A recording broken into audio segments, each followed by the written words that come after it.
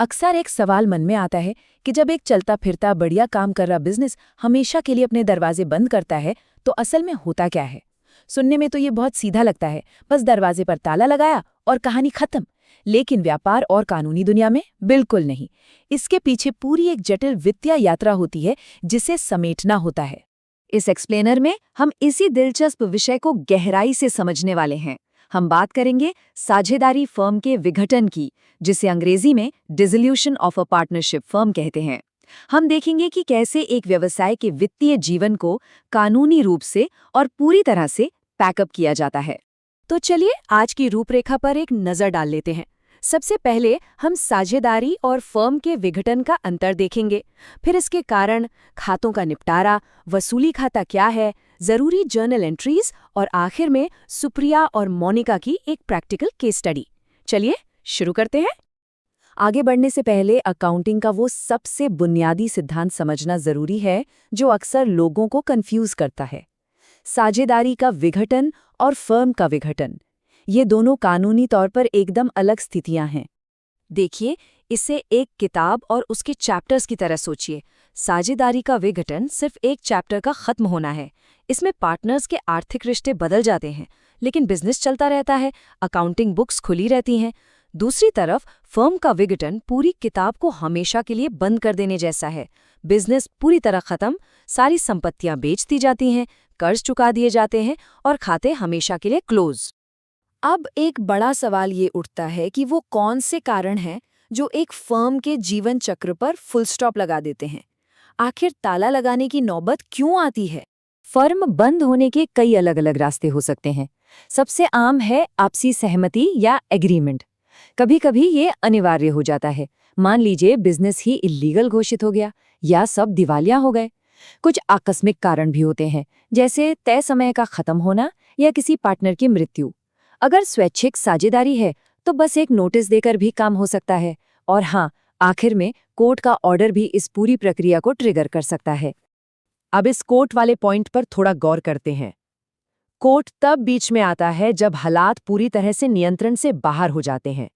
मान लीजिए कोई पार्टनर मानसिक संतुलन खो दे या काम करने में स्थायी रूप से अक्षम हो जाए, या फिर कोई ऐसा दुराचार करे जिससे बिजनेस को नुकसान हो रहा हो, एग्रीमेंट जानबूझकर तोड़ा जा रहा हो, कोई अपना पूरा हिस्सा किसी तीसरे व्यक्ति को दे दे, या फिर बिजनेस लगातार घाटे में ही चल रहा हो।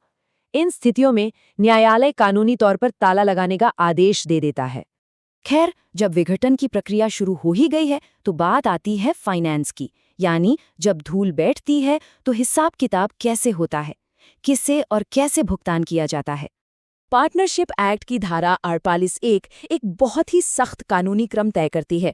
अगर फर्म घाटे में है तो सबसे पहले उस घाटे को फर्म के जमा किए हुए प्रॉफिट यानी लाभ से पूरा किया जाएगा। अगर वो कम पड़ जाए तो पार्टनर्स की पूंजी का इस्तेमाल होगा, और अगर फिर भी नुकसान बाकी रहता है तो अंत में पार्टनर्स को अपने प्रॉफिट शेयरिंग रेशियो में अपनी जेब से यानी निजी तौर पर इसकी भरपाई करनी होगी। बिल्कुल इसी तरह संपत्तियों को बेचने से जो पैसा आता है उसे बांटने का भी एक सख्त कानूनी क्रम है। सबसे पहले बाहरी लोगों का कर्ज चुकाया जाता है, जैसे बैंक ओवरड्राफ्ट या क्रेडिटर्स। उसके बाद अगर पार्टनर्स ने कोई लोन या एडवांस दे रखा है तो वो चुकाया जाएगा। फिर उनकी कैपिटल लौटाई जाएगी, और इसके बाद भी अगर कोई सरप्लस या अतिरिक्त पैसा बचता है तो उससे लाभ विभाजन अनुपात में बांट लिया जाता है। यहाँ एक बहुत ही क्रिटिकल पॉइंट है जिसे समझना जरूरी है। धारा 49 फर्म के कर्ज और पार्टनर के निजी कर्ज के बीच एक साफ लकीर खींचती है। नियम सीधा है, फर्म की संपत्तियों का इस्तेमाल पहले फर्म का कर्ज चुकाने में होगा, कुछ बचा तो निजी कर्ज में जाएगा, और पार्टनर की निजी संपत्ति वो पहले उसके निजी कर्ज चुकाने में काम आएगी, और अगर वहां से कुछ बचा तो ही वो फर्म के कर्ज में जाएगा। और एक बात, निजी संपत्ति में पार्टनर की पत्नी या बच्चों की संपत्ति बिल्कुल शामिल नहीं होती। इन सब संपत्तियों को बेचने और देनदारियों को चुकाने की इस पूरी अफरा तफरी को व्यवस्थित करने के लिए अकाउंटिंग में एक मास्टर सॉल्यूशन है। इसे कहते हैं वसूली खाता या रियलाइजेशन अकाउंट। ये वो सेंट्रल अकाउंट है जो फर्म के बंद होने के समय पर तैयार होता है। एसेट्स को बेचने और लायबिलिटीज चुकाने के बाद जो भी नेट प्रॉफिट या लॉस होता है वो यही खाता तय करता है। समझ लीजिए, ये सब कुछ एकदम क्लीन तरीके से निपटाने का एक केंद्रीय तंत्र है। इसकी कार्यप्रणाली बहुत ही लॉजिकल है। सारी संपत्तियों को हम डेबिट साइड में डाल देते हैं और बाहरी देनदारियों को क्रेडिट साइड में। फिर जब संपत्तियां बिकती हैं और पैसा आता है तो उसे क्रेडिट कर दिया जाता है, और जब हम कर्ज चुकाते हैं तो पैसा डेबिट साइड से जाता है। सारा हिसाब किताब होने के बाद जो बैलेंस बचता है वही अंतिम लाभ या हानि है। थियरी तो हमने समझ ली, लेकिन अब देखते हैं कि बुक्स ऑफ अकाउंट्स में इसकी असली जर्नल एंट्रीज कैसे की जाती हैं। सबसे पहला स्टेप है फर्म की सारी एसेट्स को उनके पुराने खातों से निकालकर इस नए वसूली खाते की बाल्टी में ट्रांसफर करना। इसके लिए वसूली खाते को डेबिट किया जाता है और अलग अलग एसेट अकाउंट्स को उनकी बुक वैल्यू पर क्रेडिट करके क्लोज कर देते हैं। बस कैश और बैंक बैलेंस को छोड़कर सब कुछ यहाँ शिफ्ट हो जाता है। बाहरी देनदारियों के लिए हम एकदम इसका उल्टा करते हैं। सभी क्रेडिटर्स और बाहरी कर्जों के खातों को डेबिट करके बंद करते हैं और उन्हें वसूली खाते के क्रेडिट साइड में ट्रांसफर कर देते हैं।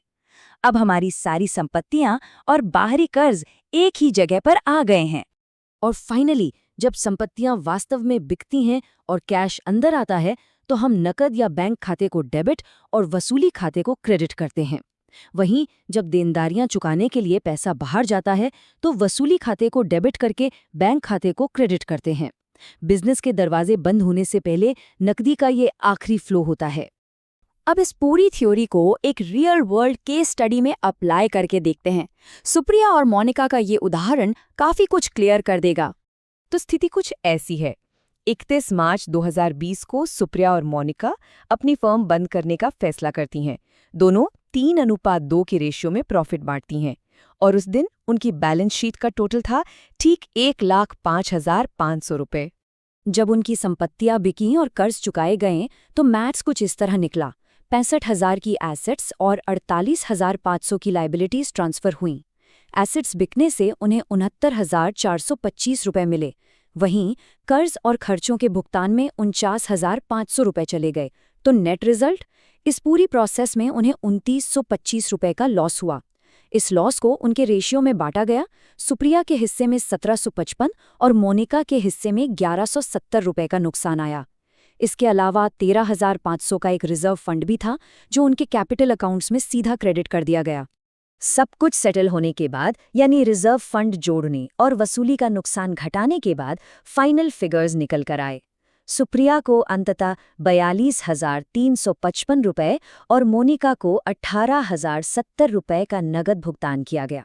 बस इसके साथ ही उनके कैपिटल अकाउंट्स का बैलेंस 0 हो गया और उनकी पार्टनरशिप की किताब सफलतापूर्वक हमेशा के लिए क्लोज हो गई।